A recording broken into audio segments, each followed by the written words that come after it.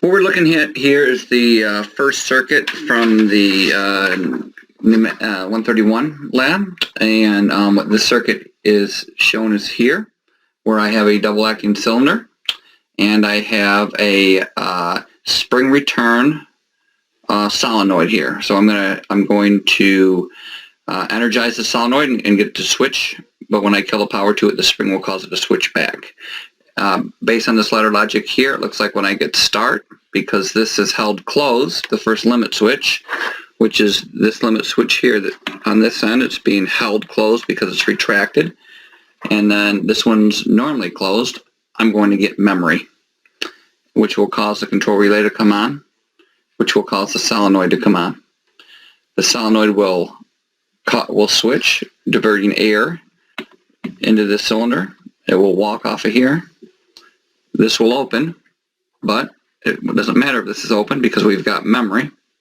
And then when it hits the second limit switch, it should open, killing the control relay.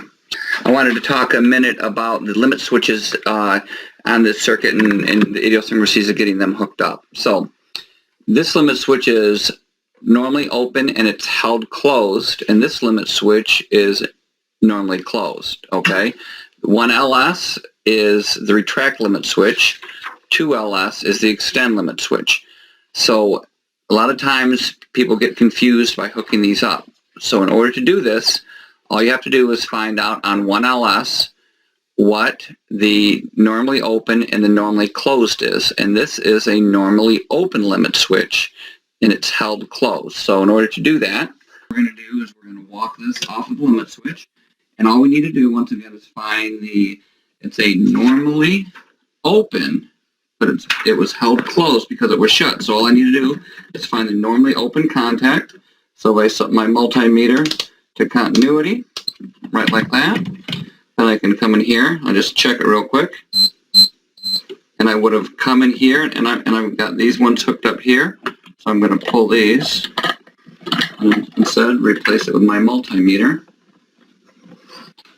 And that is normally open. So when I'm activating, I'm getting tone there.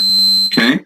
So these are normally open, and they're held closed because when this starts, the pressure and the direction of the flow causes this cylinder to shut. So that's important for you to understand, is don't try and wire these up in thinking that this needs to be true or not. Just wire this up as what it's showing, that it's a normally open limit switch, and wire this one up as it's a normally closed limit switch, and then let the mechanical operation of the system either hold them closed or hold them open. So here's the operation of this one right here.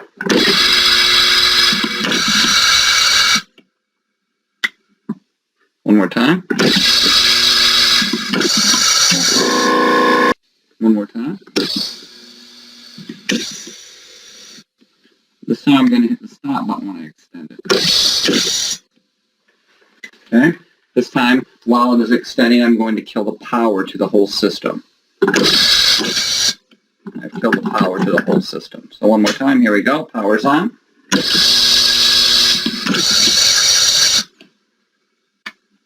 And that's the first circuit there.